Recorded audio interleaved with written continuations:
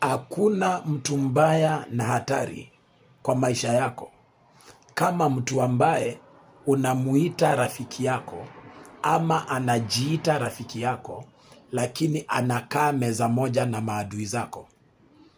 Anacheka na wewe na anaenda anacheka na adui zako.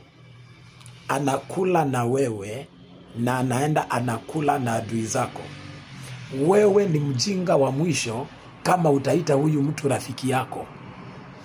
Huyu ndio adui yule mkubwa kabisa wa maisha yako. Huyu mtu ni mbaya kuliko wachawi 1000 wakiwa wamekusanyika. Huyu mtu utakuanga ukiunganisha. Elewa, atakuanga anajua connections zako zote. Atakuanga anajua mipango yako yote. Atakuanga anajua chenye kinafanya ulie na chenye kinafanya ucheke. Atakuanga anajifanya munalia na yeye, kumbe kwa moyo wake anacheka. Utakuanga ukipanga mipango yako yote, anazunguka kwa siri, anapangua. Yaani hawa ndio watu ambao tunawaitanga wasaliti. Hawa ndio watu ambao tunawaitanga betrayers. Na huyu mtu mwisho wake kwako atakuja kukuweka kwa msalaba. I'm telling you the truth. Utakufa mapema. Hautawahi furahia maisha yako. Utakuanga unakaa maisha ya kulia. Na mwenye anafanya ulie, mwenye anafanya uumie, mwenye anafanya mambo yako yaribike ni mtu ambaye ako na wewe, na wewe unamjua, umefanya kumuentertain. Any man who calls himself or herself your friend, lakini anakaa na adui zako, huyu mtu fukuza kabisa. Huyu mtu toa yeye kwa maisha yako kabisa, maana atakuua. Nakwambia kama mtu wa Mungu, nakwambia kama mwanaume, atakuua. Yesu alientertain a betrayer, alientertain msaliti, alientertain an enemy in the name of an apostle katikati ya watu wake. Lakini purpose yake, Yesu alikuwa anataka atumike kumuua, kwa sababu kukufa kwa Yesu ilikuwa achievement.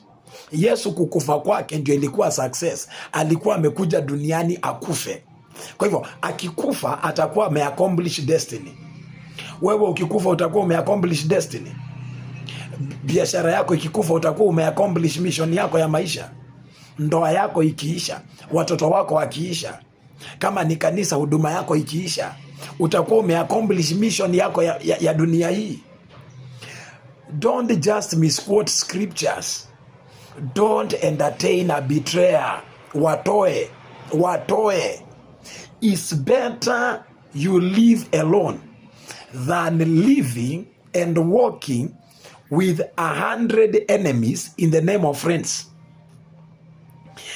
10 enemies in the name of friends. Life alone is better than life with 1,000 enemies in the name of friends. So kuwa mwerevu. Msaliti toa kwako. And never regret parting ways with betrayers. Never regret parting ways with betrayers. Betrayers in the name of family members. Betrayers in the name of colleagues at work. Betrayers in the name of partners. Betrayers in the name of love. Betrayers in the name of love. Unapata all your sacrifices to them means nothing. All your commitments to them means nothing.